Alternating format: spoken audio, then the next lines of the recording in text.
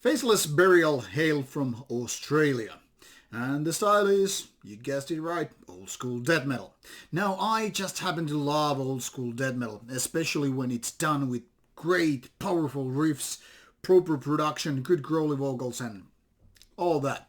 Unfortunately, I didn't like very much the previous Faceless Burial album, the debut one, because in fact it was quite muddy sounding and not very inspiring album overall. Having a more like mediocre songwriting and deep but very colorless growly vocals.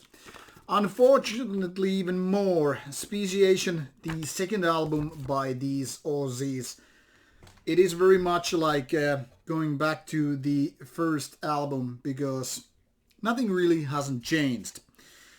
I described the first album having muddy sound and, somewhat old school death metal with those kind of vocals I just described. And the same thing is going on with this one. Now the good news obviously is, if you just happen to like the first album, then this is very much your cup of tea. After all, this is very clear continuation to grotesque miscreation. Now this three-man band has been active for quite a few years now, and as you probably can see, there's 4 releases out, 2 full-lengths, demo, EP, who knows, maybe some others as well. Now this 37 minutes of an album is very much going to, I guess, early 90s with its death metal. It's somewhat technical, but not in the modern ways. This has absolutely very little to do with bands such as Nile, Origin, Archspire, and that kind of stuff, which go ultra brutal, fast, and lots of technical stuff. This is more like leaning to the school of American death metal, more like Incantation and the rest. Maybe Immolation as well, but the kind of a death metal that is not so much boasting with its trash riffs or it's not very catchy with its stuff, so forget bands like Death, D-Side, and Morbid Angel. This is more about these muddy corners of death metal where it's all about going back to this dark, deep cave of sorts and trying to dig some dirt about it and, spread it all over you. So in case you just happen to like it, this is good news for you because it's offering exactly that. Nothing catchy, nothing memorable, but all these muddy and deep.